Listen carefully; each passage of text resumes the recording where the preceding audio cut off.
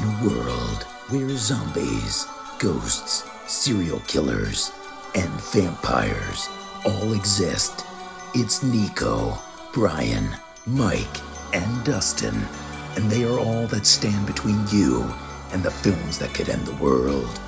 Welcome to the Don't Go Out There Horror Movie Podcast. Welcome back, everybody, to the Don't Go Out There Horror Movie Review Podcast, powered by the Big 3 Roll-Up.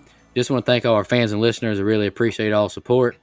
Before we jump into tonight's film review, just a quick shout out to our website, don'tgoouthere.com. We have all of our episodes, our interviews, our celebrity shout outs, our store, our blog. Check that out. We've got some new blogs up, some short stories from a fan that was submitted. They're really cool. Check those out. They're awesome. And we've got all of our links to our social medias there. We got a TikTok finally. You know, we're tic-tacking us old guys. We got Facebook, Twitter, Instagram, and YouTube. Follow us, subscribe to us, all that good stuff. Interact with us. We've actually got some comments this week from people saying, I've been listening to your show while I'm at work, or I just randomly discovered your show and really love it. And that's those messages never get old to us. Absolutely. And just one more final shout out before we get into tonight's film review. Appreciate it. We just recently launched a Patreon-esque type thing.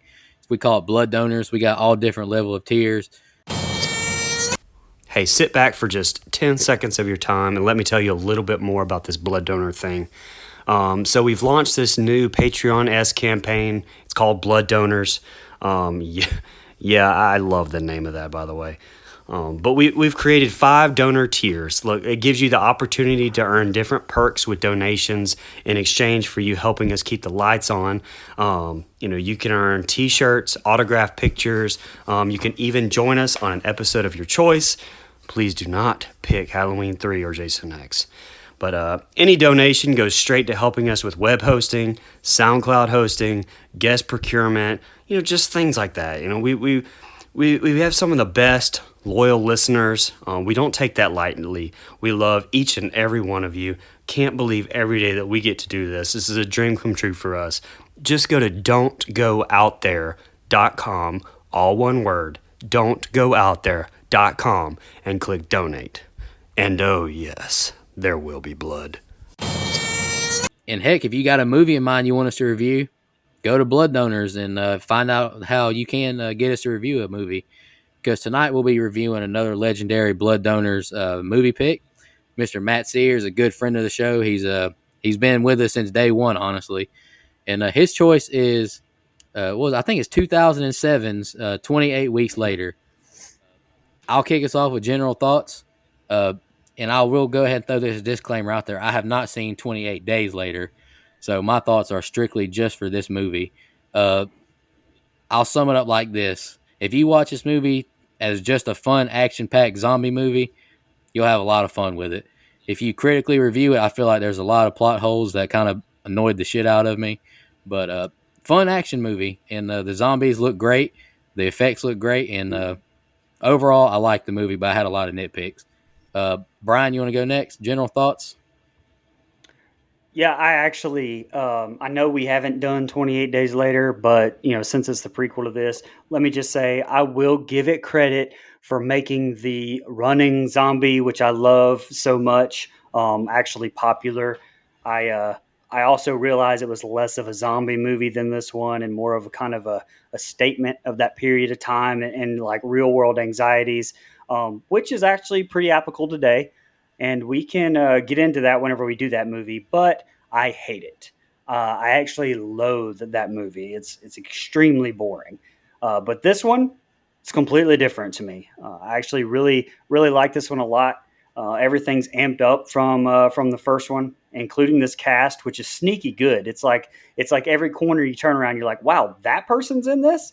Now, this isn't my favorite zombie movie, but in a world where, the ones I enjoy are few and far between, this one's actually definitely in my top 5.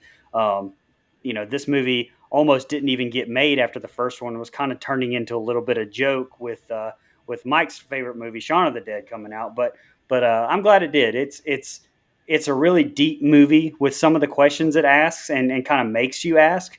And again, like I said, those questions are kind of applicable today. But I liked it. Uh, yeah, I also like this film. I think it's a really, as far as zombie movies go, that's not normally my cup of tea. I know I gave major props to Shaun of the Dead and the Dawn of the Dead remake. I think they're both pretty good, but just as a general rule of thumb, I don't prefer zombie movies, quote unquote. This doesn't quite fall into what I would consider a zombie movie, though. This is, this is very topical. There's an airborne illness going around, man. You can be infected by this thing, and so while I get that, create zombies per se. I almost don't view it in that light. But anyway, yeah, a lot of things you touched on, Brian. I think this movie is action packed outside of one chunk from start to finish. There's always something going on. There's always something happening. The story is emotional, and that's just the story on its face. Obviously, you touched on some of the statements it's trying to make. There's an allegory. It's an allegory for a lot of stuff going on in the real world at the time. It's a statement of time, but it doesn't quite hit you over the face with it like 28 Days Later does. And so I tend to agree with you, Brian. I don't really love 28 Days Later, but I enjoy this one because there's just more happening. There's more gore. It's more fast paced. It's only an hour and 39 minutes, and it's really not even that because that includes the credits. And so I I think it's good. I think the director, uh, that's probably a con for me. I'll save it a little bit, but I'm just going to say shaky can. That's all I'm going to say right now. I'll save the rest for later. It makes me dizzy. So that's a negative. But the cast is very, very good. You mentioned it, man. There's some sneaky people in here. Rose Byrne's in here. Idris Elba's in here. Jeremy Renner, who I don't particularly care for. And in this film, I don't think he's all that good either. But How dare you? not to slander. I'm just being honest, man. He's kind of a weak link in a lot of movies he's in for me. But he doesn't kill this movie or anything. He's fine. I kind of normally turn away when he's on screen. He's just not my guy, and that's okay. Hey man, you criticized Brad Pitt, didn't you? Anyway, I don't want to hear this. So Deservedly so. but anyway, whatever. So Jeremy Renner's the man. Thank you. Hey, fuck off. No, very enjoyable film, and again, really, it is topical for now, and so I think that's why I still enjoy it this much. This movie is a zombie movie that's trying to say something a lot like those old George A. Romero ones are trying to say something, and so I think this kind of falls in line with that, and I think there's some inspiration there. Rose Byrne, call me sometime. Yeah, so when I first watched this movie, I accidentally watched 28 Days with Sandra Bullock, and I kept waiting for the zombies to show up, and they never came. I don't regret that decision. But then I watched this one, and this movie, so I did a couple things. It had been a long time since I'd seen this movie or 28 Days Later. I watched this one, then I went back and watched the original just to make sure there was nothing that I needed to know for this rewatch, and there wasn't. And then I watched this one again, and I got to tell you, I enjoy it. It's like you said, Nico. It's a fast-paced, entertaining, action-packed movie. The effects look great. I absolutely love how when an attack is happening, like when the someone who's infected by the rage virus is laying the smackdown on some civilian's ass. I love how the camera goes grainy. I like how they did that. The score is fantastic. And yeah, like you said, Mike, it's got a great cast. There's some good names in this movie, some good acting, and yeah, it's one of those movies that the runtime's right on the money. It's not too long, it's not too short, and it's even if it was long, I didn't even realize the runtime until after I watched it. Even if it were to have a longer runtime, it wouldn't feel like it because the action is so good. But yeah, it's one of those movies that I don't know why I've went so long without watching it, to be honest with you. I don't think it's a perfect movie by any stretch of the imagination, but I think it's good enough to watch again, and I enjoyed it. Oh yeah, it's definitely rewatchable, but no question about that. Uh, any more opening thoughts before we jump into scene by scene? All right, let's do it. The film starts with this couple, Alice and Don. They're lighting candles, and they look for some food to eat. And they only got tomatoes and chickpeas for canned food. He offers her a glass of wine, and she's in luck because it's still drinkable. She gazes at a picture of their kids and grows sad. Dawn reassures her that the kids are safe and alive. They kiss and then are interrupted by another old lady who's staying with them in this house. She found chocolate for them to have for dessert. The others set up the kitchen table for dinner. They start to eat, and Karen says her boyfriend will be hungry when he gets back. And then Jacob snaps at her and says it's been 5 days, he's not coming back. Then we hear a knock at the door. It's a young boy calling out for help. Don opens the door and they let the boy in the house. The boy is starving and wolfs down some food. He says he got here because he was running from his parents that were chasing him. Karen, she starts to look out of the shed, and a zombie breaks through the boards and grabs her, biting her arm. One pounces on Jacob, but he's killed by Don. Zombies begin to invade the house. Jacob, Sally, and Jeff make it out into this barn-like looking place, and Sally hesitates to leave Jeff while he blocks off the door. Don, Alice, and the boy run upstairs. Jeff is overrun and attacked, and Sally is ripped down the ladder, taking too long to climb up. Alice and the boy are trapped, in this closet, and Don runs off, escaping the house without them. We see Alice looking on as Don runs away. The room Alice is in is overran with zombies. I really like this shot. We get cool aerial shots of Don being chased, and he makes it to the lake where Jacob is with a boat. They untie it from the dock and try and crank the motor. Jacob is knocked out the boat into the water and attacked. Don manages to crank the engine and escapes as he kicks Jacob's zombie form out of the boat. He looks at the house with a sad look on his face. And now we get some text on the screen. 15 days later, mainland Britain is quarantined. This is just like a timeline. 28 days later, mainland Britain has been destroyed by the rage virus. 5 weeks later, the infected have died of starvation. 11 weeks later, an American-led NATO force enters London.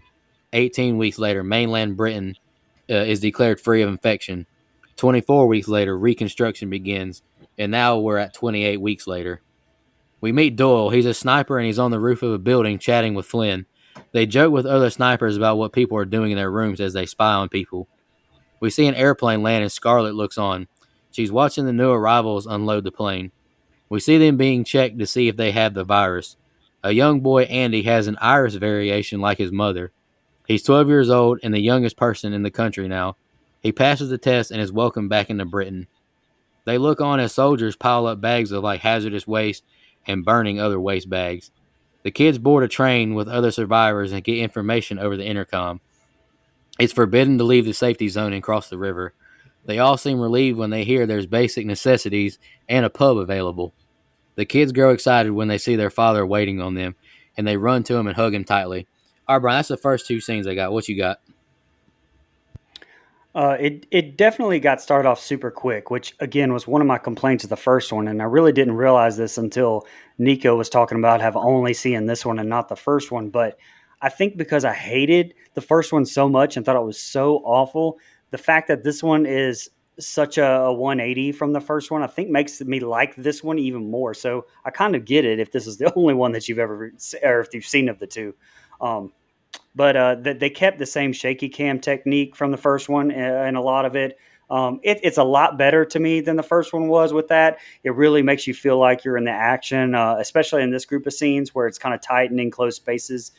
It shifts from that to normal camera work. So I think director Juan Carlos Fresnadillo, I think is how you say that. I thought he does a good job of mixing between the two. Now that does get on my nerves a little bit later in some other scenes, but in this one I liked it. You touched on this, a lot of amazing visuals here with the wife at the window watching Dawn run away, to those amazing zombie aerial shots, and probably the best looking shot, or at least the most memorable shot of any zombie movie, with those zombies just kind of booking it over the hill. I thought that was fantastic. A little fun fact: the farm in the opening scene also appears in Never Let Me Go, and also makes an appearance in Children of the Men in 2006. We touched on the man, Jeremy Renner, bringing in the Marines, his character Doyle. It has some Aliens vibes to it, especially their exchange about the fat guy jerking off. Just building that camaraderie like they did with the Marines and in Aliens. I love, and I actually love Jeremy Renner and everything he's been in that I've seen anyway. Same. And Hawkeye, there he is. Lastly, I love this opening set of scenes. It's one of my favorites in the whole movie. Robert Carlyle, I think, does a fantastic job as Don.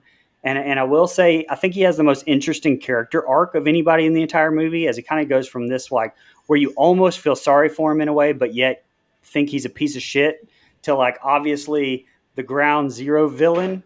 But again, this movie to me is about choices. You know, the choices we make, and it goes from like a smaller level here, where Don being a douche and choosing to leave his wife and the kid, which I kind of honestly wish they would have like made more than just a newcomer kid. So you kind of have the weight of that decision being even bigger, but you kind of have those smaller choices to ones like repopulating London, and then like later choices with the bombing of the citizens and living with those choices and like the repercussions of all of them. So I really love this set of scenes. I agree 100%. I love this set of scenes. I think this movie picks up super quick. I mean, yeah, it's, the first 2-3 minutes is a little slow. They're all sitting at a table, but the minute the kid knocks on the door, this movie picks up. I love the visuals. I love the way they use the sound. I love, look, again, I hate the shaky cam. General rule of thumb, it bugs me. It bugged me in Cloverfield. It bugs me in this movie. I don't think it's as bad in this opening set of scenes as we get later, which I think just kind of really messes with my mind. I don't know if I just can't handle that, if I've got vertigo or whatever the fuck. But it just kind of bugs me. So but outside of that, I love this set of scenes. It's so intense. As soon as that kid knocks on the door, everything picks up, and you almost knew it. The first time you ever see this movie, you almost knew that kid knocking on the door was going to lead to something bad. You just knew, and it was going to tug on your heartstrings, because who would not let a kid in the house if he's knocking on the door? That's a choice that they made, and it was, morally the right choice, but it cost them. And I'm glad you mentioned choices, Brian. Now, earlier, before we did this show, I said I'm going to stand up for my guy Don. I am going to stand up for my guy Don just a little bit. In that moment, I can't sit here and tell you that I would not have made the same choice. I can't tell you I would have, but I can't tell you that I would not have, because I've never been in that situation before. I'm just saying. Kat, are you listening to this right now? Because if you are Mike's fiance, Kat, I think you need to put these in your vows. I think you need to stand beside me, and also not leave me in a room full of zombies. I just put that out. This is in the vows. For better or for worse, it can't get much worse. Right. That's very true. All I'm saying is I can see where his mind was, and in a moment of panic, when it's life or death, I'm not going to judge the man. Now, well, it sounds like it may be for worse, but it kind of sounds like it needs to be more specific in Mike's case. Hey, I would hope in that situation I would do better than Don, but I'm just not going to judge Don on a moral basis here. Is all I'm saying. Okay, the man made the choice he thought was what was best for him. Now, I don't agree with it. And by the way, you mentioned all the visuals. I love the way they shoot this scene, the way they go back and forth with his wife through the window, her screaming. They kind of let it linger a little bit. It's really good, and the intensity of Don getting chased as he gets into the boat and on the river, I think it's really, really good. You mentioned Robert Carlyle; he does do a great job. And look, so reunited with his kids. Did he lie to his kids? Maybe. But again, I just wanted to defend Don a little bit, not overly do it, but I just needed to kind of go on that hill just ever so slightly. And so, one more thing I do want to say, Brian, you mentioned the camaraderie of the Marines. I agree. I think that adds a little bit of a human touch. It's not just these big, super bad military guys like you get in a lot of these movies. These guys are normal human beings. They joke with each other. The fat guy on the toilet jerking off is kind of hilarious. It adds some comedic relief after a very tense set of scenes. And so I kind of enjoy that. But yeah, that's pretty much all I have on that set of scenes. Yeah, so this set of scenes is great, like you guys said. I do want to give a shout out to Don for being a horny motherfucker in this whole movie, because in this set of scenes, he's trying to smooth things over. He's trying to get the old smoochy smooth with Alice going, and while I didn't realize there's a house full of people, or you don't realize there's a house full of people, and then old woman's just standing there. Am I interrupting? Yeah, you kind of are. Fuck off. But he also does it again later. He does. He just had to be horny. And I've got that in my notes. Later in the film, the whole film could have been taking a completely different path if Don would have just kind of kept it in his pants a little bit, metaphorically speaking. He's horny. But if I've got the house boarded up like this, and I know that if someone brings attention to this house, that the whole shitstorm's going to come raining down, I'm sorry. Fuck them kids. I'm not opening the door for that screaming kid. I don't care. Damn. No. That's the choice they should have made. That's the choice they could have made. That's the choice they should have made. You know, because if the kid had walked up and quietly knocked on the door and not brought attention, maybe. But the kid's out there screaming, and if you know what you know about the rage virus and how it affects these people, they're like ravenous dogs. They're gonna jump all over the situation. And I do hate the jump scare here, how the camera, when she's looking through the boards and she's looking from her left to her right and nothing. And, oh, there he is. And he jumps through the window, reaches his hand through the window. Like that seemed a little stupid to me, because if the thing had been standing there the whole time, if the person had been standing there the whole time, it would have attacked immediately, not just waited for the opportune moment once she had already panned the whole scene there. But whatever, that's fine. I also have a problem with the old woman. She's standing there once they're up in the loft. They climb the ladder. She's just standing there watching her husband get torn to shreds, and then thinks at the last minute her old decrepit ass can be nimble and jump up the ladder in a hurry. Like, no, I would have closed the cellar door on her way before then, because she ain't coming. She's staying. But Don, this was a great moment in Man Fuck Them Kids history when when the infected person opens the door, doesn't see him, but he's in the exit, and he's like, well, sorry, Alice. Sorry, kid. You're on your own. I respect it. Choices have to be made, like Mike said. That's the right decision. Can't let her hold you back. Then, that is a great scene, how when he's running through the countryside and the camera pans and you see him coming from all different directions, because you truly don't know if Don's going to make it. You don't know if this is just going to be an open and early scene where everyone dies just to set the tone, or if he's actually going to make it. So that's a great way to build some suspense there. And then back before this, when they were in the house, this is what I was talking about, how I love how when the action is going, the camera switches to a grainy filter, and it really just, I don't know why, it just adds a nice little touch to me. Now, I could maybe do a set without some of the shakiness on the camera, like you said, Mike. I think that for you and I, we have a problem with shaky cameras so much because we're wrestling fans, and Vince McMahon does that shit to try to build the drama in the moment. I really think that's the reason it bothers us more than Nico and Brian, but that's okay. I agree. He gets on the boat, and what's the other guy's name that was in the house with him? Jacob. Damn, Jacob turned in a hurry, didn't he? Like, he's fine. He gets kicked out of the boat. He's fine. All of a sudden, he's a zombie. That was a very fast turn with no side effects other than, now I want to eat you. He didn't start convulsing and shit like we see happen. So there's a little problem there. Get into London. I have a huge fucking problem with how fast they're trying to repopulate London. You're telling me that 28 weeks after shit went bad, we're going to just start bringing people back in when we don't even have everything sterilized. We don't even have everything cleaned up. We don't have all the shit out that could potentially re-spark this thing. Seems a bit quick. I don't like that at all. Yeah.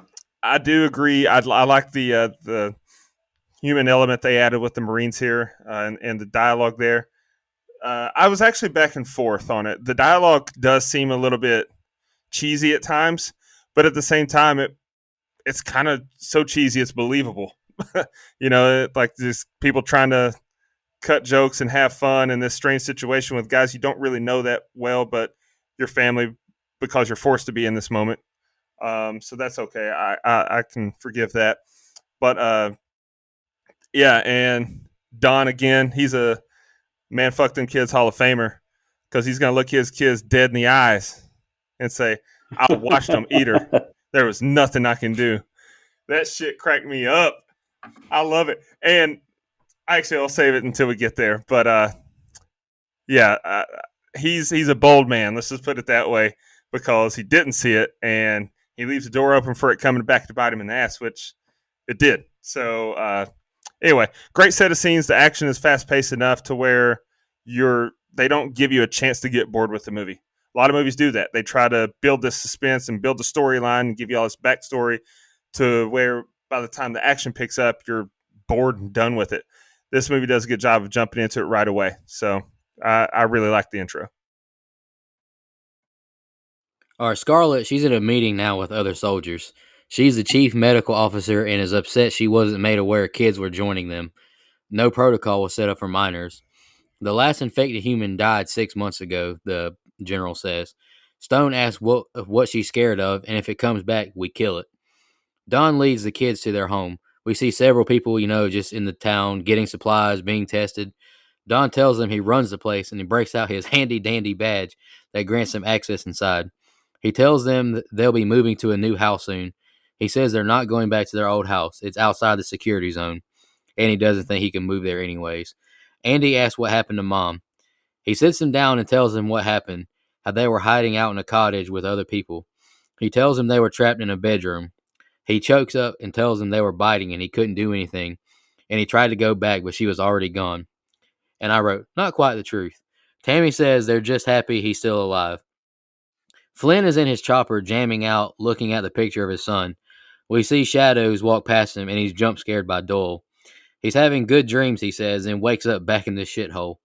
He tells him to get out of here, then jump scares him again. Doyle uses his scope to spy on people in their rooms.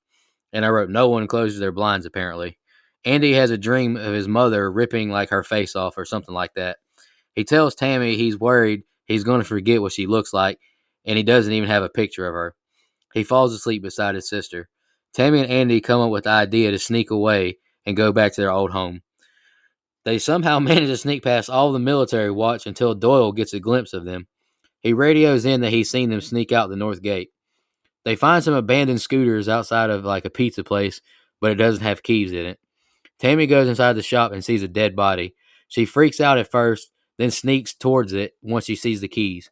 They fire up the scooter and take off across the bridge, nitpick, where there's no army presence on patrol. They get to their old home and find the outside key. Now we see Don enter their room and the kids are gone. They enter the home and Andy gets a picture of their mother off the refrigerator. They gather up more supplies and personal goods. Andy is outside now, jumping on a trampoline, calling for Tam, and now goes back inside to find her. He makes it to the attic, and it's a wreck. There's like moldy food and trash everywhere. He walks towards the bed and says, Tam, this is stupid, when he sees someone hiding. It's not Tammy, it's their mom who survived. She crawls towards him. He smiles and hugs her. She's hugging him tight and digging like into his back, like with her fingernails hurting him. A helicopter and military show up, and now all of a sudden Tammy can hear him crying out for her. The kids make it outside, and Flynn tells Doyle he found the puppies, and Alice is captured. All right, Brian, that's the next two scenes I got. Yeah, a little fun fact I wanted to get off in the last group of scenes when we were introduced to him, but the character of Doyle is referenced to the director of 28 Days Later, Danny Boyle. The name Doyle consists of the D from Danny and the oil from Boyle, making it Doyle. So there you go. Rose Byrne has her first chance to kind of really shine in this group of scenes as Scarlett. This was really the first movie I'd say before her career kind of took off, in my opinion. A few years later with Insidious and Bridesmaids and X-Men, and I believe Insidious was the only one of hers that we've actually reviewed. You can listen to it on don'tgoothere.com. But like everyone else, I adore her. I mean, she's great to me, and Insidious Chapter 2 is definitely going to be picked by me for sure coming up at some point. But I think she does great here in a little bit of a different role than you're used to kind of seeing her in. In strangest name of the movie, but no offense, but Imogene Poots, who's Tammy, the oldest daughter. I think she does a tremendous job in this group of scenes where she's listening to her dad explain like what happened at the cottage to her mom, and just the tears in her eyes, yet the emotions, her face is displaying. I thought it was amazing acting right there. She's actually Riley in the 2019 Black Christmas, which I think is one of Mike's favorite movies of all time, I believe. But yeah. Hey, Brian, fuck you. Hey man, this is a children's show. I hope not, because I That about to say, man, movie, fuck them kids about 5 times already.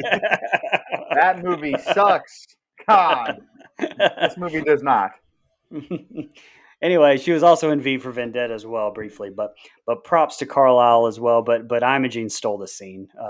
And Macintosh Muggleton is his name. Plays Andy. Is actually this is the first and only movie he's actually ever acted in. Yeah, he's stuck in Hogwarts. Muggleton. Anyway, sorry. I see what you did there. Anyway, speaking of choices, I think Doyle sneaking up on Flynn in that helicopter here, as I'm sure Flynn has guns and everything else. It seems like a very poor life choice, but what do I know? And I don't really have any more on this group of scenes. It just kind of moves the story forward, establishes that dynamic between the whole family a little bit more. But that's all I had. Yeah, you nailed it with your last sentence, Brian. I love the way this set of scenes kind of hits on the family dynamic of this whole deal. Again, he's reunited with his kids. It's a very happy moment, but in the back of our mind, we know the true story. And Don tells them a quite different tale. And whether I'm not defending Don's actions per se, I don't want to go back on that again. But as far as sitting in front of your kids and having to tell what you actually did would probably be pretty damn difficult. And we see the choice, which you, Brian, so eloquently put, this movie goes back to choices. He made the choice to kind of tell a white lie, a pretty big one at that. But the emotion from both kids, in particular Tammy, really, really well done. I think the acting is great there. You mentioned Rose Byrne. She takes charge in this movie. I love She could take charge of me. Character. Hey, relax. She's actually good. What happened? Don't worry about What it. happened? No, so you're saying she could call you sometime, Dustin? Because Mike doesn't do that anymore. Can she call you sometime? I just did at the beginning of the movie. I said, Rose Byrne, call me sometime. Cheater. I think my fiance would agree. Cheater. I actually think my fiance would want her to call her sometime, to be honest with you. Unfaithful. Listen to you. You're unfaithful to all your women. Wholesome Mike. All right, let's bring it back in to 28 weeks later, everyone. Everyone calm down, all right? So again, I'm giving prompt to Rose Byrne's acting chops here, but also this character of Scarlett. I think it's great. She really does command every scene she's in. I love the fact that she's kind of to me, until one scene later on in the movie, she's kind of the lifeblood of the movie for me. And it's not because it's Rose Byrne. I just really like this character. And she's smart, she gets it, and I think she kind of takes charge of the soldiers in a way. Not every scene, obviously, but I really think she kind of like feels very. She carries herself as important because she is important, and I think it's a great character. Again, I don't have a tone on this set of scenes because it just kind of carries the plot along, like you mentioned. But I do like that we've established this family dynamic, but the mom being alive is fine with me. I'm okay with that. Because it makes for an interesting story, but it also, because just about every other person we've seen in this movie that has been infected has gone crazy and died, except the mom. What is it? It's because she had that different blood gene thing. I know. She had the two eyes. That's why she couldn't. I agree. And I get it. I do get it. Because she had two eyes. Is that what you just said? The two eye thing, the two different color eye thing. I get it. No, I get why she survived, and I think it makes for a really just heartbreaking scene here very shortly. Just hard to watch almost, honestly. But again, the decision to keep her alive, I could go either way with it. But it is very emotional, and I again, we're about to really get into some really emotional stuff with that. So, not a bad set of scenes at all. Yeah, so I was obviously a little early when I was talking about Don lying to his kids' faces, but the point still stands. I really hated the jump scare from Doyle here, just because he did it twice, and he was so overly aggressive and obnoxious with it. I don't know why it annoyed me. It's just a nitpick, but it's completely unbelievable that these kids are going to sneak out of a building that's being surveilled by Marines or whatever branch they are. It's also more unbelievable that they're going to sneak into a quarantine zone that has no military presence, like Nico said. And it's even as unbelievable, maybe not more unbelievable, but it's very convenient that they just happened to find a pizza shop that had a dead pizza boy in it, and they jacked his keys in his pizza scooter. I had a problem with that whole thing, but Pizzagate, it's a conspiracy. Sorry. And all I could think about is how the scooters in Grand Theft Auto are actually called pizza boys, like the pizza delivery scooters. And so when I said they jacked a pizza boy, that's anyway. But I guess it's okay. Like, I don't hate this set of scenes by no means, but it's just kind of frustrating that everything just works out conveniently for plot points. I have a problem with that. And then they get to the house, and she's alive. How the fuck is she alive? I don't have a problem with the fact that she survived the house as much as I have a problem with how she's just been camping out in this house, and that was her plan for forever, is eating moldy ass food. What's she been eating? How long has she been there? Where did she come from? Where did she go? How'd she get in? How did she get in? The door was Where locked. did she come from? Where did she go? Brian got it. Yeah, how'd she get in? I hate it. I mean, I hate it. Oh, Exactly. How the hell did she get in there? Because Big plot hole. Because when they It's her got own there, house. yeah, it's her house. But when they got there, the kids found the spare key. It was still under the stone. Well, maybe she placed it back under the stone. This Okay. motherfucker. Yeah, I know, Okay. I get it. So she I did know, all I this get in it. a quarantine zone that's supposed to be under surveillance, and did all that unnoticed, and no one's noticed she's been in the house. No one's noticed that she's made trips to the grocery store and all this shit. Fuck that. And it's gonna go to the grocery store. had to have. She's eating. I don't know what y'all's pantries look. Well, Brian's pantry probably looks like a grocery store. So I couldn't survive that long in my house without going to the grocery store. Guy. But Wow. Dick Kid's just Spitting facts, brother. Spitting facts. kid's gonna go outside and jump on the fucking trampoline. God, where's the logic here? But I did. Girl, Go ahead. the girl can't hear him screaming for him when he walks in the house, but once the helicopter shows up and he screams, all of a sudden she can hear it again. A God, shit ton that of pissed me extra off. added noise that's louder than screams. I can. It sounds like he's yelling my name. Anyway, I do like when Alice appears from under her hobo nest that she's built, and that's a very tense moment because she looks like she's probably infected, and she was in the house with those infected people. So, in my mind, is she about to eat her kids or beat her kids to death? And then they build to that with how hard she's squeezing them. You think, okay, everything's cool. This is a touching moment. Then she just keeps squeezing harder and harder. That never paid off. Why the fuck was she squeezing so hard? So I was fine with it in the moment because I was like, yeah, this is building tension. But we don't really. Why was she squeezing so hard? Just what?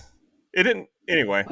Yeah, it's an okay set of scenes if you're looking at it from shit's happening and it's advancing the storyline. But if you're looking at it from a logical standpoint, a lot of shit happened just to build the story. And so in my mind, this set of scenes is one of the most unbelievable set of scenes. And that's saying something in a goddamn zombie movie. But go ahead. Well, that's how I felt about them repopulating London so quick. Going back to what you said to begin with. It's just to further the story because that's crazy. That's what I meant in my initial breakdown of the movie at the top was, do I think this film is perfect? No, not at all. But it's enjoyable. And like Nico said, if you're just looking at it from an action-packed movie that's got a lot of good action and it's enjoyable, then it's great in that regard. But if you want to break it down technically, a lot of holes. All right, Alice is back at the base and she's being cleaned by soldiers with like these, hazmat suits on. Scarlett now examines Alice and she doesn't answer, the question she's asking. She now takes a blood sample and notices she has a bite mark on her arm. We now see a flashback of Alice escaping the room she was trapped in and fleeing the zombies. She says she wants to see her children. They tell Don they found the kids and his wife to his shot. The kids snap on him, calling him out on his lie about their mom being dead. Later on, we see Don heading to find Alice. Scarlett looks at Alice's blood and she absolutely has the virus, but she's not showing symptoms. She says she may have a natural immunity, but is still a carrier. It's still in her blood and saliva. Scarlett says she may be the key to a vaccine or a cure. Don makes it into the room and apologizes. He says he was scared and shouldn't have ran away from her. Stone says, "You can run tests on her corpse." And I like that line because, yeah, I'd have been killed her. Alice forgives Don and says, "I love you." He now kisses his wife and starts to growl and foam out the mouth. He falls to the ground convulsing and bleeds from the eyes. He now approaches her and kills her, punching her, biting her neck, and gouging her eyes out. He now exits the room. Oh, God. He now exits the room and kills some soldiers who put up zero fight against this man. Stone says, "Prepare for Code Red. We have an outbreak. Execute Code Red is the command." Flynn and Doyle both ask if they heard what they heard. The lights flicker in the kids' room and a soldier comforts them. He says he'll be right back. The soldier returns and infected like zombie. Scarlett kills him by shooting him in the head, saving the kids. She leaves the kids to safety. All civilians are being led to a containment area. Scarlett tells them they're with her. They're very important. But Andy loses grip and is swept away with the others as they're locked in a room. Everyone panics in the room, screaming and crying. Andy makes it into like a quieter part of the room near a hallway, and lockdown commences. All snipers in position. We hear a banging on the door near Andy. It's his dad. He breaks down the doors and he starts to attack and infect people. Now real chaos ensues in this containment room. Andy makes his way into like the air vents, and the others break out the containment room. They have the snipers try and shoot just the infected people. Stone says to abandon selective targeting and shoot everyone. Scarlett gives a radio call for everyone to be on the lookout for Andy. She tells Tammy she's going to get them both out of here. Snipers continue shooting. Andy somehow hears... I got a lot of nitpicks. I just wrote down. I'm sorry, Matt. Andy somehow hears someone yelling for him over all the people running and gunshots and makes it into a building. Doyle is done with killing people and abandons his command. All right, go ahead, Brian. Nico has all this passive aggressive. Somehow, here's frustrating, man. Well, I thought it was an interesting choice to kind of have Alice be in the whole mental state Dustin kind of touched on that she's in. I mean, you could go two ways. I mean, you could go the way that they did, or you could just have her just pissed off as hell and kind of make it obvious that she gives Dawn the virus on purpose, which right now, the way I took it, I mean, it's kind of left to interpretation. I mean, either way, I mean, you could say that she was just trying to lure him in to give it to him. I don't know. You could either way. But let me tell you, like her giving him that virus and then, Dawn killing her like that. I mean, I get it. You kind of get some sort of retribution, as an audience member, if you've hated him the whole time and you wanted him to get his for doing what he did. But it's very interesting, I think, to make him patient zero, like essentially here with a new breakout. I mean, you see it coming for sure. You're just kind of, waiting after you even hear that we talked about earlier, that they're moving civilians in so quickly. And you definitely see that coming. But and like I said, you've got to do that somehow. It's just it was interesting twist to have him kind of become the one that spreads it around, which I did not see that coming. And I love the scene with Tammy and Andy in the quarantine room and the seizure inducing flashing lights. But then you get those super quick, like first person with that zombie, and the music just goes silent. I loved it. I thought that was very well done, in my opinion. And then you get this whole like super claustrophobic feel, the way that it was shot, like with all those people in that crowded room when the outbreak kind of pops off again. You feel almost first person like Andy, and you like you're in there. The flashing lights, though, here in the quick cam, I guess, or all of it together, this is where it was a little bit more much for me. I mean, it was kind of starting to give me a headache with everyone. You're moving around so much to kind of make out. You couldn't even make out what Andy was kind of climbing on to get up to the roof. At first, I kind of thought he was climbing on a person, but then like everyone's leaving, so I don't know what the hell he was climbing on. It was just You couldn't tell what the hell was going on, and I kind of get that to an extent, but to me, it was over the top. Whenever they execute Order 66, which my Star Wars fans will understand that one. But right here is one of the Marines kind of use the word FUBAR over the radio, which I'm in IT, and I've used this word for years. Those who don't know, the phrase means fucked up beyond recognition. And it's like the phrase first appeared around 1944, but was highly popularized in the kind of in the public lexicon when it was famous when it was in Saving Private Ryan. So just a little tidbit there, but Did we just get a love FUBAR hearing that in history the movie. lesson? That was awesome. You did. Good Let's go. stuff, buddy. Little Can't deep, get that little anywhere deep, else. little deep dive into FUBAR. And at 54 minutes, I wrote down that the soundtrack sounded exactly like the Halloween theme there. It does. And lastly, I thought it was just another good choice here. Kind of what I was speaking to earlier. And Idris Elba plays it so good. Kind of giving that cold order to just shoot everything, no matter what. I mean, again, it's very obvious that this is kind of like a horrific thing and kind of feels wrong. But also, is there a better option out there? I mean, do you risk another outbreak? And so again, like all the choices have those ramifications, and and have to be made kind of in the heat of the moment. So I definitely think that's an underlying theme of this movie for sure. And Renner's hesitation, along with that soundtrack, I thought it's a powerful moment. Yeah. So you come right into this with Alice being cleaned or quarantined or whatever. That's a tough scene to watch to me, man. She is clearly miserable and uncomfortable, and the whole soldiers washing her down. For me, it was very difficult to watch, man. She did. The actor who played Alice does a great job there. I think it's awesome. You saw this interaction with Alice and Don coming, which, by the way, the fact that Don got this access card to get in all these rooms, okay, whatever. But that's fine. I kind of interpreted it more like you, Brian. I think Alice didn't forgive Don and intentionally infected him with this virus. That's the way that I took it. I could be wrong about that, and I think it is open to interpretation. But Dustin mentioned it in the first set of scenes, and this is the scene I was talking about when I called back. All this could have been prevented if Don wasn't horny. Yeah. Son of a bitch. Just hug her, kiss her on the forehead, man. I don't know. You don't got to make out with her on this thing she's strapped to. Come on, brother. The horniness. You saw her spit like dripping down. It was like a way less sexy, Cruel Intentions kind of kiss there. Exactly, and that's what makes me think it was very intentional. I think she intentionally infected Don with this virus, and it is sad. There is no happy ending for those two. It is sad to see him be the one that kills her. And you mentioned those soldiers not putting up any fight. I literally have, these are the wimpiest soldiers I've ever seen right here in my notes. Come on, man. You have all this shit on you and you can't find a way to kill this guy. I don't know. Or at least hold him down for a little bit or something, man. Just, anyway.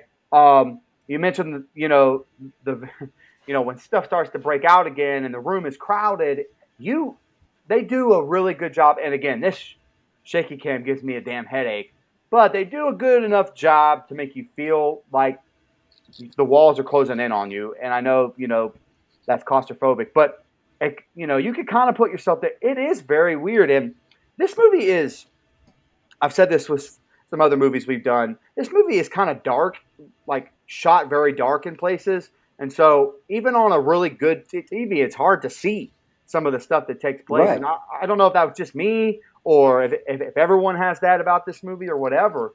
So I agree. And so just some of the way that it was shot made it difficult to kind of follow what was going on. It was all taking place in the dark to me. And so, I didn't necessarily like the way that shook out. But Idris Elba, man, we haven't quite given him his flowers yet on this episode. But, Brian kind of started off on it. I think he's great in this movie. He's great in a lot of stuff. But I think, he's playing this character so perfect. And for him to give the command, it's cold, it's perfect. I love it. His facials, he's very serious in this role, and I think it's great. It's so funny to watch him in this movie and then see him on something like, what's that wing show? The Office. No, the show where they eat the hot ones. He's freaking hilarious on that show when he's eating the chicken wings.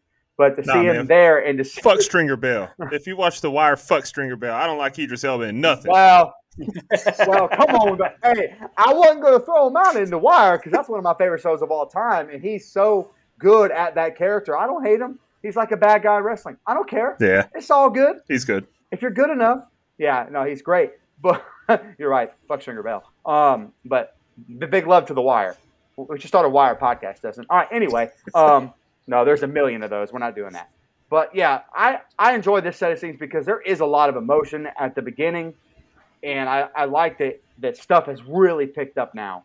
I mean, from here on out, this movie is pretty damn action packed, and so there's always something happening, and I kind of like that.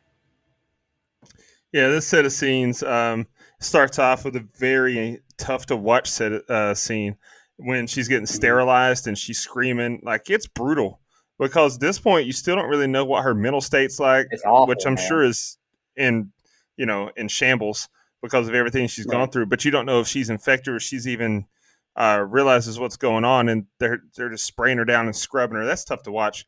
But the first thought that I had when they told Don, "We found your wife," was, "Oh, you poor son of a bitch. You were never going to hear the end of this. You were never going to live that down." I felt sorry for Don. So, no, Don's not the bad guy in this movie. He's a poor son of a bitch that didn't deserve any of this. But, we go a little bit further, and Don just magically sneaks through all this high military surveillance and what's the word I'm looking for? Maximum security type situation. But he sneaks through with the janitor card.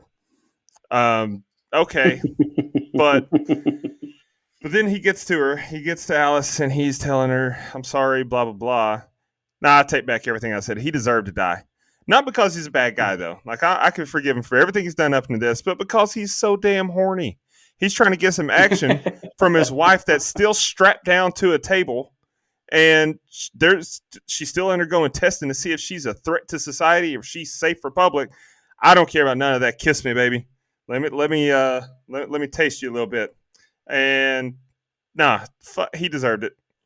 And I don't know. Here's the thing: was it intentional? I don't know, because she's strapped down, so she had to know that if she infects him, that she's going to die. Maybe she wanted to die, but I have a hard time believing that because she got kids, and she doesn't feel like fuck them kids. That's Don's job. So she's got kids like Brian. Got kids. I got kids. So I don't know that it was intentional, but I could see that side of it. But then Don, when he changes, this is what I was talking about earlier with Jacob. Like when Don changes, it takes him, like it overpowers him, and he starts convulsing and freaking the fuck out. Jacob just turned like nothing. Like 1 minute he's fine, 1 minute, hey, I'm a zombie. So that's what made that a little bit further or a little bit hard to swallow in retrospect. But yeah, then he just walks up to these two soldiers whose sole job, the only reason they're armed, is that if they see someone infected with the rage virus, they're supposed to kill it. And hey, here's someone walking towards me that has the rage virus. Come on and whoop my ass. I like that. What kind of submissive shit is that? I do like how Andy just decides, hey, I'm going to hop in this air vent. And no one else decided, hey, that's a good idea, I'm going to do that too. Or no one that has the rage virus decides, hey, there's a kid up there, let's get him. Like that was kind of crazy. And I agree with you, Nico. Like he just happened to hear his name being called through all the fucking carnage that's going on. So that's a nitpick, sure, but it's one that deserves it. And then, yeah, Hawkeye, Doyle. I can definitely put myself in his shoes and definitely see why he abandoned posts. Like you're brought in to protect people, but now you're being asked to just kill everyone here that's innocent or not because you don't know who's who. So I could see why that's very believable to me, that he's just like, no, fuck this, I'm done. Absolutely. So yeah, overall, it's an okay set of scenes. Actually, is it okay? This might be my least favorite set of scenes, just because of how unbelievable it is. They just let Don get through all this security and then whoop two soldiers' asses. No, that's a sin I can't forget. Fuck this set of scenes. Bro, she is a known infected patient, and there is no security protecting her. Not even security. There's no doctors. There's no nurses. There. Nothing. No. Look, I've never been in the military, so I hate to criticize, but this is some inept military work right here, man. We got to keep that room on lockdown. 24/7 guard. And Stone's intentions from the get-go is to kill her immediately. Yeah. Like, he's the head honcho. So, right. And there's nothing. Oh, yeah, so the head honcho wants her dead. So if we can't do that, you're going to tell me he's going to be like, okay, well, if we can't kill her, let's just abandon her and leave her open to where she could get loose and infect a bunch of people. Fuck out of here. So, I mean, do you think that there's any? You guys brought up the ineptness, and it is to a point of the military, especially in this part. But like, do you think that there's any sort of subtext to the fact that this is the American army, and like, there's no British soldiers as far as you can tell? Like, it's just for some reason the U.S. that's in here in occupied London for some reason. Which I never really understood, like why there was no British military in here Yeah, at they all. definitely don't explain that at all. They definitely do not touch on that I remember. So I don't know. Yeah, I don't know. That sounds more like a out of movie decision where like, hey, let's throw some Americans in here that people will recognize. That's kind of the way. Yeah, so we can make more money maybe overseas. That's kind of the only thing. I mean, I agree. I thought the same thing, but I also was like, I wonder if there's a little bit of subtext because they're so inept. Idris Elba is British. He is English. So he is. Yeah, that's true. Playing an American soldier. Yeah. Hey, Lee and Carter wouldn't let him through. But anywho, back in the building with Andy, and he wanders the place until he finds Scarlett and his sister.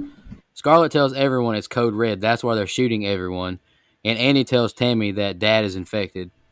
Doyle enters the room and tells them if they wait until sunup, they're good as dead. He tells everyone he's going to get out of there. He leads them as they exit the building. He tells them to be his shadow. Flynn radios for Doyle, and he tells them he's ground level District 1. Flynn tells them they're about to firebomb District 1, and they only have 4 minutes tops. He tells them, just a spot to meet at to pick him up. The group takes off running, but they start getting shot at by a sniper. Scarlett gets a flesh wound in her leg. Doyle tests him, and he's panicked, and he's not a marksman. Doyle tells Sam to run towards the door in a zigzag, but he's too scared to do it. Andy runs out, and Doyle drops the sniper. Andy sees a quick glimpse of a zombie before they run off. Jets begin to drop, I think it's just like napalm or whatever, on District 1. The group make it into a tunnel under the river. We see several people and zombies being ignited, and we see the kid's mom catch fire and die. The group makes it out of the tunnel before the fire and explosion gets them. We now hear that chemical weapons are authorized. Stone sees on a monitor infected people running through the streets. The group walks to find safety as we see a bunch of zombies chasing after. They stop at this place in the field with like carnival rides and, train cars. Andy says they left us again and asks if Mom is still alive. Doyle says he left his post so Andy wouldn't be a target anymore. Doyle says everything's fucked. Scarlett tells Doyle their mother had a special immunity to the virus in her blood, so she thinks the kids may have it as well. She tells Doyle their lives are far more valuable than hers or his. Flynn radios to Doyle that he's on the way and there's confirmed sightings of infected who escaped the fire bombings. The group goes to the field and they see a bunch of infected people. Flynn snaps when he sees the other people with Doyle. He says not to take them to the base, but over to the channel. Sam tries to board the chopper, and Flynn takes off with Sam just hanging on. This is a really cool action scene. I don't know if it's possible, but Flynn uses the helicopter blades to mow down a large number of the infected, and they take off running. Sam loses grip and is killed. Flynn tells Doyle to get to the stadium where it's safe, and then Doyle shoots some of the zombies and tells Flynn that to be there. And the next two scenes are the ending. Go ahead, Brian. Something else I think it was in the last set of scenes, but to me, I think that Doyle should have heard, because I think God, what's her name? Oh my gosh, Scarlett. Didn't she radio over, but nobody heard her trying to get people to if they could see Andy, then go down there and get her. But it was it made it seem like that nobody heard her at all. And to me, I think it would have been a little bit more of a reason for Doyle to abandon his post when he saw Andy, if he knew, all right, well, if they're looking for him, we need to save this guy or whatever. And also, I wanted to kind of point out that I've always loved the shots of people running from building corner to building corner. I don't know. It's always reminded me of old Westerns, and it kind of gives me that whole nostalgic pull no matter what. But I really like that. But something else I think that they should have played on a little bit more was the camaraderie, like we talked about to begin with the Marines. It's there and then it just dies because to me this would have meant a little bit more when he actually had to shoot one of his brother snipers, like somebody that's like he's been through it with, probably he's and I'm making a little bit of an assumption, but you're in the military with these people that are your brothers, and the fact that he had to shoot him to protect people he just met or don't know at all. To me, I think they should have played on that a little bit more. Maybe made it somebody that maybe made it Flynn or somebody that he had built up that camaraderie with to begin with. I don't know. It just, to me, it was just kind of too quick, and I think it should have been played on a little bit. And this group of scenes here were all shot using day for night technique, which is a pretty cool little fact. It's not near as cool as a foobar fact, but it's actually it was a new technique that was created specifically for this film by director of photography Enrique Shadiak. I guess that's how you say that too. And for those who don't know, because I didn't, it's basically a set of techniques that simulate a night scene while filming in the daylight. So I thought that was a pretty neat little fact. And yeah, just the last thing I have to say about this group of scenes is, it's almost a Jurassic Park type in the field, hiding in that tall grass, little shot, and just, oh my God, it's a fucking incredible scene with that helicopter. I thought, I loved it because we were just kind of catching our breath from the whole whiskey bombing, and I was actually just about to say, man, I hope this doesn't get slow again. Like it feels like that was the third act, and now we're sitting here and we're about to be talking, and I hope this doesn't start dragging off. And then bam, oh hell no! Like that to me, that helicopter scene was fantastic, and the gas scene while they're in the car felt a lot like The Mist too. Just that's all I had. Yep. I don't have a ton on this set of scenes, but I like that we kind of catch back up with Scarlett. She's more of a main character here. Again, I just really like that character. So her kind of being woven throughout this, I really enjoy. The scenes where they're all kind of running in the streets from fire, I think that looks awesome. I don't know how realistic all of that is, but regardless, right. So what in this movie, because I think it looks really cool and it's right. Intense to see.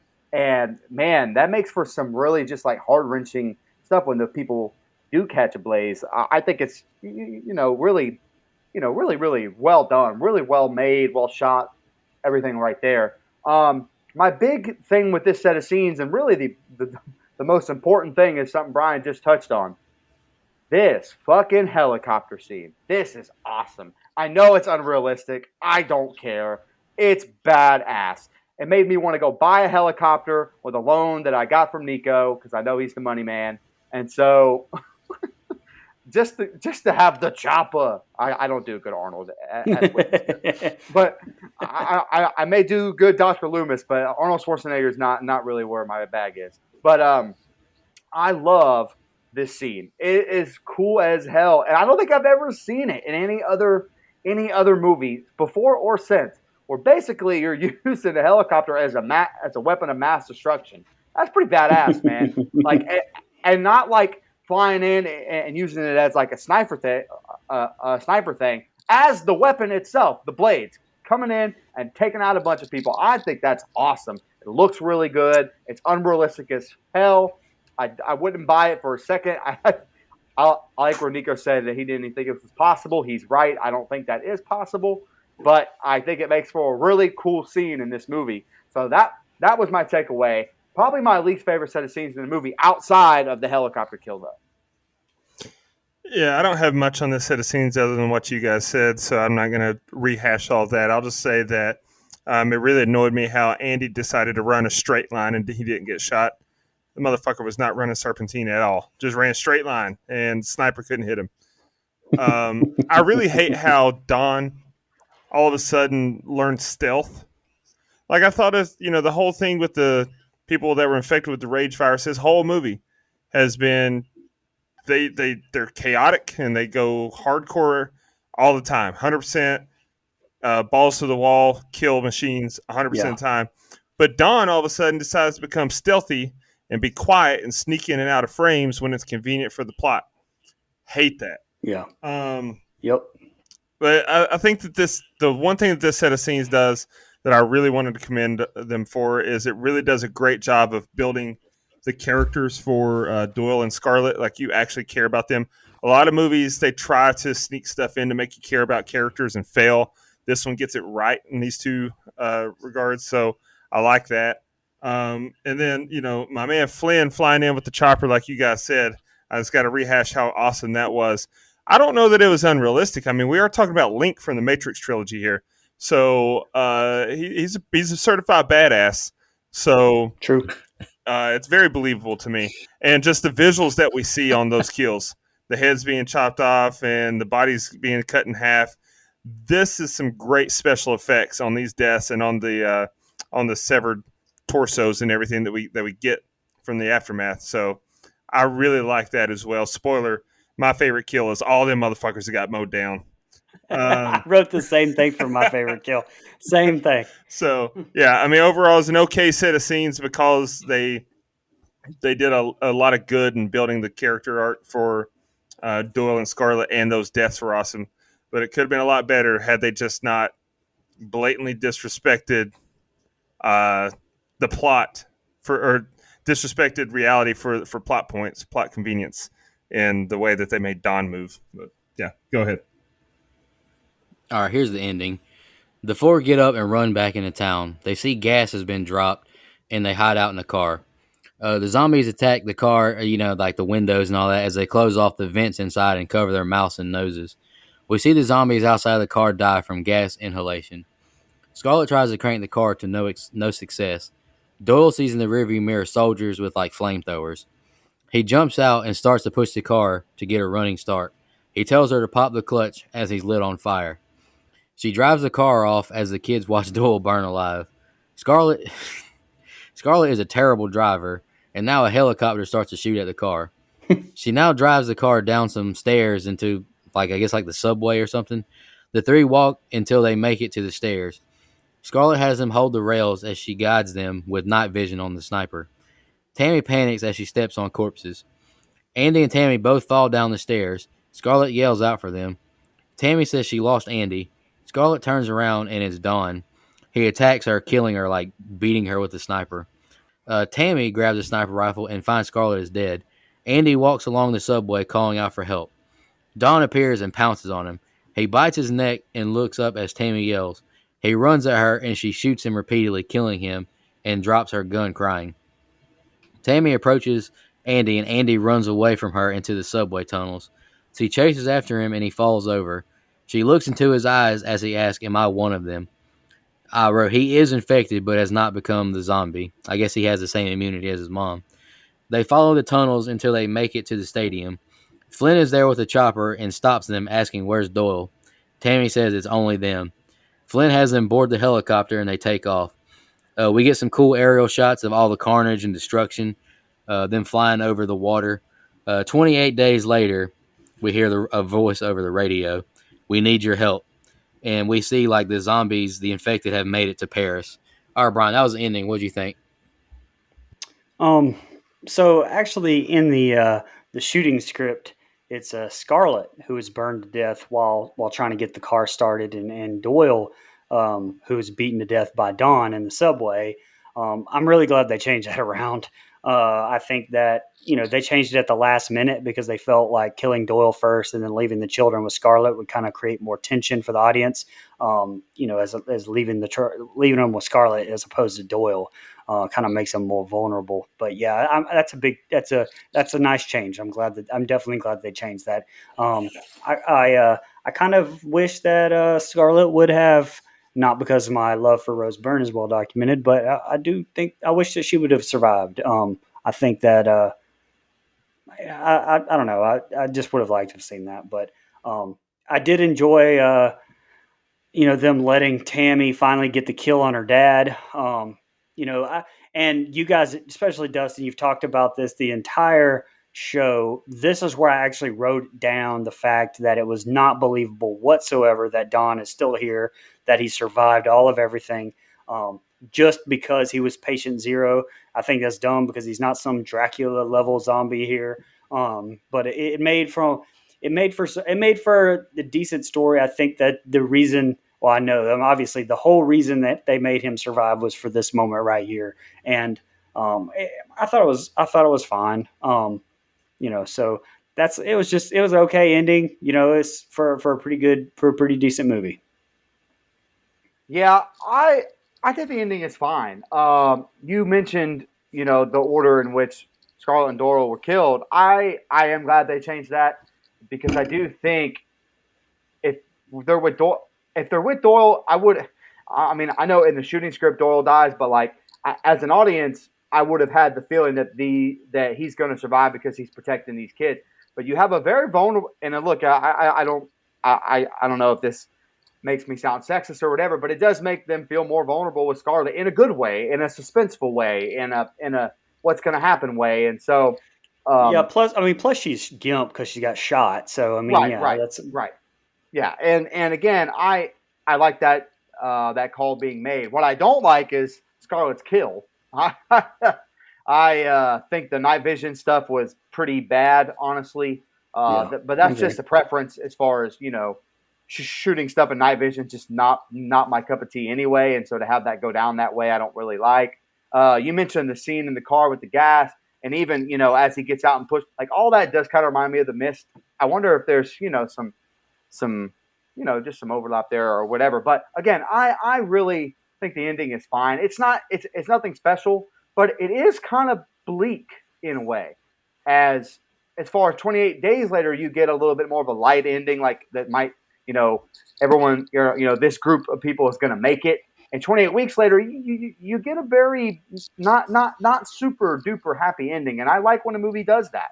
So while it's not great, I don't think it's bad by any means. And the scene with Tammy and Andy is really, really good to me. It's a callback to the beginning of the film with the family dynamic. These two are still there. They're still, they're still siblings, and she's protecting him now. And I think that's a really strong message. And I do like that part. Yeah, first of all, it's tough as fuck watching my man Doyle die. Just talk about the ultimate selfless sacrifice that he makes here. And I did want to have that as my least favorite kill because I didn't want him to die, but they did a great job as far as the visuals of it. So I didn't go that route, but I wanted to. But yeah, when they get into the subway, I mean, come on, man. Don survived all this shit. First of all, they trip over bodies and all of a sudden, if we tripped, where'd everyone go? No, that doesn't work. And then, like I said, Don just survived, pops up again, beats her to death with a rifle. What? They use melee weapons now? Okay, that's fine, whatever. But I don't mind that the kids were the only ones to survive here, because I think it adds to the empathy factor here. Like, imagine putting yourself in their shoes. Two kids, your parents have just died within the past 24 hours after being reunited, knowing that they're both alive. And now you're alive and you don't know how many people in the world are even alive, but you're kids and you've got to figure that out. So it really tugs at your heartstrings a little bit to make you think, God, they've got a shit road ahead of them after they've just been through so much. I do like how it's revealed, that Andy has his mother's gene. Like when he survived that was a cool set of scenes.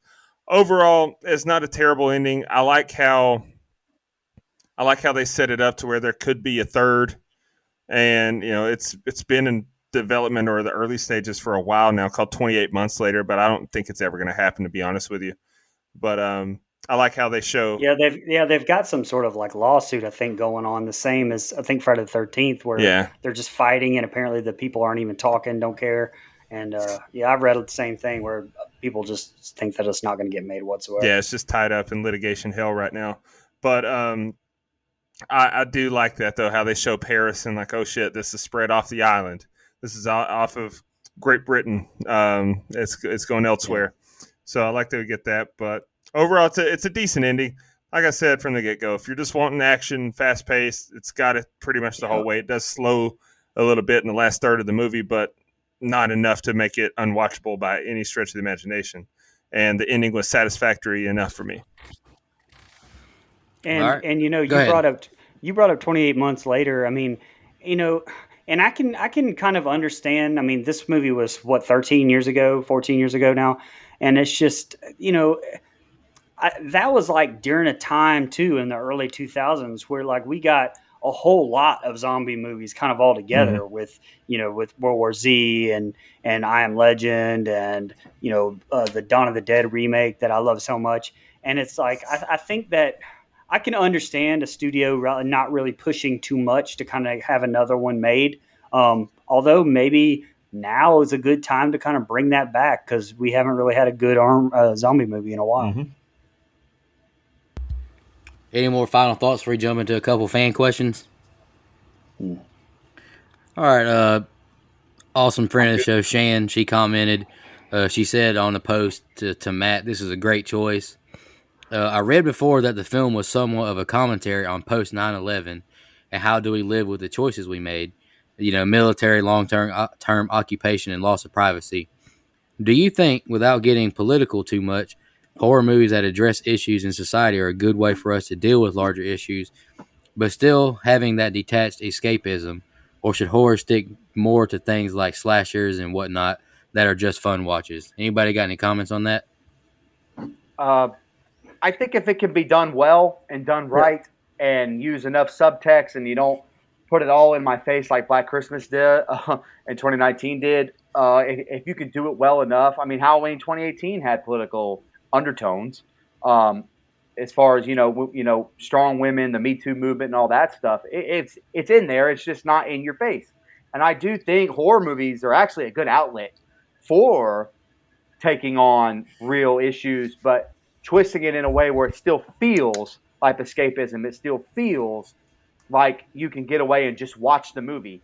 It needs to be good on its own, along with having that subtext in there. That's kind of always been my stance. I don't want it shoved so far down my throat, but I don't mind it being in a horror movie by any means, because that goes all the way back to George A. Romero and Night of the Living Dead and all that stuff. He was saying something then when he made those movies, and this zombie movie is trying to say something as well. And so I think that's a theme throughout horror. It's just a different way to do it. So I think if they toe the line properly, then I'm all for it.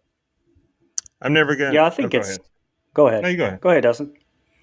I was just going to say, I think it's smart to have some movies kind of go the path like this one, where if you want to see the subtext, you can. If you don't want to see the subtext or don't care about it, then you don't have to. And it's I think that's my favorite way to kind of handle that. I don't I think any movie, I guess, is a good outlet to do that. Not necessarily horror movies. I don't think that horror movies need to stick to a particular genre. I think, the best is, like we just got done talking about with Fear Street, how the 3 entries kind of give you a whole bunch of genres and there's a little bit for everybody. So, I'm all for it, the political part of it. If you're going to kind of, like Mike said, just kind of keep it subtle. I'm never going to tell creators not to create. I'm never going to stifle creativity. If you have a platform, use it for however you see fit. It's how I feel. I'm never going to tell athletes to shut up and dribble. I'm never going to tell writers not to write a certain way, musical artists not to make a certain kind of music. There's a platform for everything. There's a market for everything, I mean. And so some of my favorite horror movies have been political. Get Out, They Live, very heavy political undertones. My thing is, I'll watch it. If I like it, I like it. If I don't, I don't. And if there's a message, cool. If there's not a message, cool. So even your dumb, quote unquote dumb slasher films that really have no plot other than here's a bad guy killing people and these people are trying to escape it. I'm good with that too, unless it's called Terrifier. So I really don't have an opinion on it. I'm never going to tell creators not to create and people not to use their platform and how they see fit. They all can't be 2019 Black Christmas, can they, Mike? Oh, suck my ass. Wow. Whoa. Uh, Calm down, I hate Don. that Wowzers. damn movie, man. I'm All not right, that. I'm not that. Hey, I'll never be that horny, pal. that's a lie. Anywho, Yeah, I know. Matt asked the question as well. What's everyone's top 5 zombie genre films, and do you prefer fast zombies or slow zombies? Does anybody want to go first? I'll go first. Go ahead, Dustin. Go ahead. I don't have a preference on fast or slow either way, as long as they're done properly. So, for instance, The Walking Dead, I used to like The Walking Dead through like the first 4 seasons until I just like, okay, I see this is going nowhere and they're going to keep making this show forever. But those zombies are slow zombies. That's fine. That's a good show. World War Z checks in at number 5 for me. Those are fast as fuck, boy. And that's a great movie. It just depends on, as long as it's well done, I don't mind either way. But my 5 in order: 5, World War Z; 4, Train to Busan. Man, that movie was great. 3, I Am Legend; 2, Zombieland 2; 1, Zombieland. Let's go. I'll go next. That's great. Go ahead, Nico. All right, I like fast zombies better, and here's my order of 5 to 1: Zombieland, The Crazies, World War Z, Pet Cemetery, and Train to Busan number 1. Pet Cemetery. Interesting. Okay. Go ahead, Brian. I'll go ahead and go. I've been very vocal about liking fast zombies. I don't really care for slow moving zombies at all. But with that said, just because it's such a different genre of zombie movie to me, I have slow moving zombies of Zombieland checking in for me at number 5. I have I Am Legend at number 4. I have Train to Busan at number 3. World War Z at number 2, and 2003 Dawn of the Dead at number 1. With honorable mention number 6 being this movie. Actually, I almost didn't put Zombieland in there. I almost put this one in there, but I like Zombieland better. Don't you dare lie. Your number 1 is 2021's Army of the Dead. Son of a bitch. Oh, and I meant to mention my honorable mention. I was going to put Warm Bodies. I don't know if any of y'all have seen Warm Bodies, but I actually thought that was a fun movie. No? It's like a comedy, drama, romance, horror movie. It's like a weird science type thing. Look it up. No, I haven't seen Warm it. Bodies. Okay. All right. I've heard of it. I actually haven't 2013. seen that one. So there's one I haven't seen. Yeah, so my honorable mention is actually World War Z, which I know made everyone else's list. I like that movie. It was just kind of hard to kind of fit a lot in here. My number 5 is Shaun of the Dead. Suck it. My number 4 is I Am Legend. Number 3 is Dawn of the Dead remake. Number 2, The Crazies. Number 1, Train to Busan. All right. All solid list.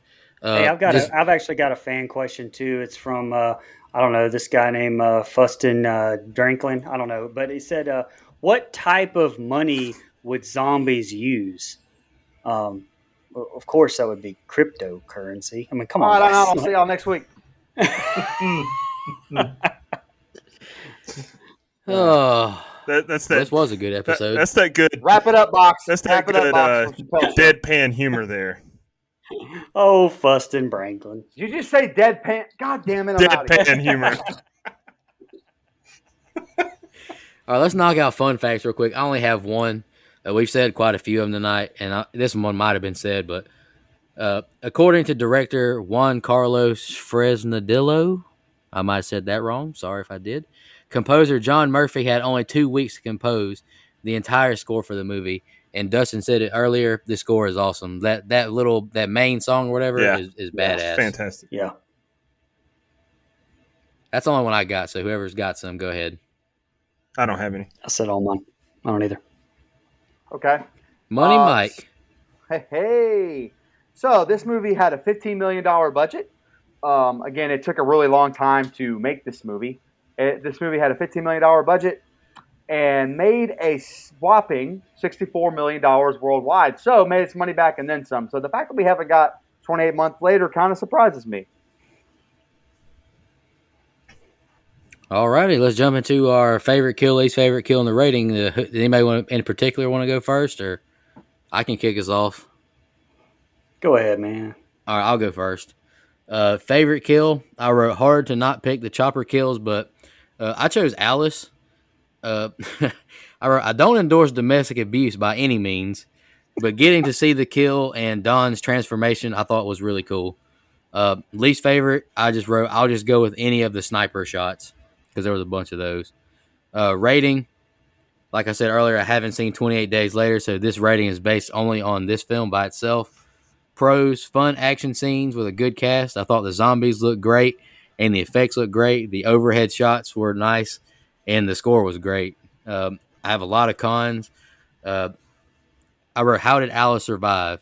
How is there no army patrol on this bridge that leads out of the safety zone? No army protection with this infected person. A lot of stuff I've said already. Uh, I'm with you guys. I hated the shaky cam and the gritty look through some of the scenes and the poor lighting. Uh, Trying to watch a movie and I can't see a goddamn thing with the way this movie is shot and lit in some scenes. Also feel like you could cut 10 minutes out of this. I feel like it had like some of that Kubrick stuff with just overhead shots, and it just annoyed the hell out of me. In conclusion, if you watch this as just a fun zombie movie, you will not be disappointed. If you break it down critically, I find a lot of problems with it personally, but I gave it a flat 6. Okay. I'll go ahead and go. I pretty much summed up my thoughts in the beginning. It's a good fun movie. It's not too long for once, or at least to me. Now it drags here and there, but I don't think it's too long. I went over my pros and cons. The pros, the acting. I think the zombies. The zombies are kind of a plus to me, the way they portray the zombies in this movie. I think the fact that this movie has a plot that's trying to say something is really good. The cons are the shaky cam and some of the lighting. It's just a big negative to me. It kind of drags it down. And I'm not a big fan of Jeremy Renner. I'm sorry. It's no slight to the man personally. I'm just not a fan of the man's acting. That's all. I'm sure he's great in real life. I'm sure he's a great human. I have no idea. All that. My favorite kill is all the helicopter kills. I'm counting it all. Hell yeah. My least favorite kill is actually Nico's favorite kill, and that's Alice. Because I didn't want to see Alice die. Damn it. That is, especially at the hands of Don, man. Come on. So that's it really should have been Scarlet, but I'll give him a pass because I think I just didn't like that kill because it was night vision. So I'll give it a little bit of a pass. All in all, I gave this movie a 6.5. I think it's a pretty, fair thing because while this movie is entertaining, I don't know, for me personally, that it's just this really rewatchable thing that I'm going to go back to a lot. So I gave it a 6.5. All right. I can go, Dustin. You can go last, man, if you want to. Again, well, first of all, my favorite kill, I like I said it earlier, the zombies from the helicopter, all amazing. My least favorite kill is probably a little bit surprising. And it's both of the eye gouges, that I don't think that was Nico's favorite kill was the Alice one, but it's just, it looked fine. It's just, to me, I'm just like, those are just played to death. And I think it's just because we've seen so many movies with them in there. And I'm just like, oh, okay, great. Another eye gouge kill. Including the first one, 28 Days Later. Yeah. And I'm sure that was a homage to 28 Days Later too, but I don't know. I don't know. I didn't like them. They didn't do anything for me. So I picked them as my least favorite kill. Just in summary, again, like I said, this movie is about choices. And I just, Kat, if you're listening, I would always choose to save you from the zombies. I would never run away. But suck my ass again, Brian. And anyway, I gave this movie actually a 7.25. Okay. So my favorite kill, I too went with every single one of those motherfuckers that got mowed down by the chopper. God, that was awesome. I want that scene played on loop. Just I want to walk into a room and that scene's just being played on loop. That's how awesome I think it was. Least favorite kill for me was Alice. Not really because of the technical aspect. I mean, yeah, they did go back. They went back to the too many times there with the eye gouge. They did it in the first movie. Cillian Murphy had an eye gouge kill. I believe it was him that did it. But not that. But it's just from a plot point standpoint, didn't make any fucking sense. Like we talked about, like he just snuck through all this security, got back there to her where she's alone, strapped to a table, no one's watching her, and then she infects him and he kills her. Just from a plot standpoint, I hated that shit. The movie though, I feel you on that. yeah. So the movie though is enjoyable because the action's there enough to keep you entertained and keep your eyes on the screen. And then they sprinkle in some of the character development to make you care about them, not just watch it blindly saying, oh, here's action, action, action. They sprinkle in some family elements, some character development elements, some morality elements. So they do a good enough job of balancing there. So while I think this movie, from a technical standpoint, has a lot of plot holes and a lot of things that they took the lazy way out just for convenience sake, I lean more on the enjoyability factor for my rating. I gave it a 6.75, and I can't believe I rated a movie higher than Nico and Mike. So, Wow. For our rating, our composite rating, that gives us let me do the math here, a 6.625 overall. Way to bring the average up, Brian. IMDb has a 7, flat 7. Well, there you go. All right, okay, so we're close. We're in the ballpark. Yeah. In the ballpark there. You know, it is what it is. Last nitpick before I shout out the legend, the blood donors, is like Scarlett is so concerned with like saving these kids to possibly get a vaccine. It's like, I don't really care if I have a vaccine when I'm getting chased by these people. You know what I'm saying? Just kill all the infected. This isn't like the cold or the flu. These are like supercharged human beings, like just chasing the shit out of you. I'm not worried about a vaccine, but maybe I'm not a medical expert, so I'll just leave it at that. Any final thoughts on the movie? Shout out to Matt Sears. Really appreciate you donating. This was Thank you, actually, Matt. even though I nitpicked the hell out of it, it was a fun movie. I will say that. It was a fun movie. Yeah, it was a fun movie. Thank you for the donation, Matt, and thank you for not picking Halloween 3. I appreciate that. Absolutely. I should bump it up a point just for not picking Halloween 3, to be honest. Halloween. Oh, sorry. All right, I'm going to give a quick shout out to the blood donors because my computer is getting ready to die. Legendary blood donors. Big shout out to 2-time legendary blood donor, Miss Jo Swinford. She's awesome. Mr. Sean Irwin, who will be on the show next week with his pick.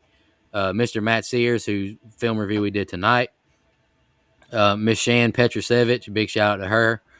Michelle Mirza, another awesome lady. My man Austin Graham and Mr. Andrew Ferguson. We really appreciate y'all. Our Dream Warriors, Tasha Reed and Hunter Nelson, thank you very much. And our camp counselors, Mickey McCrane, Jared Summers, Dennis Kennedy, and Mr. Joseph Clayton. Thank you all so much for donating. It really means a lot to us. Any final thoughts tonight before we get out of here? I'm good. No, I'm just glad that we're not doing Jason X next week. Thank you, Sean. I wish we were, because Nick Cage is going to piss me off. Yeah, I would rather do Jason X too, I think. And I wouldn't have to rent it at least. I'd at least have it for free. I said I own that. I own that bad boy. I can watch Jason X on 1.5 speed in my PS4. Let's do this. I might have to get Mike to loan me some money so I can rent this movie this week. No. Look in the wrong direction, brother. We'll just wrap it up now. Appreciate all the support. This it's truly an honor that you guys care so much about us and leave us nice comments.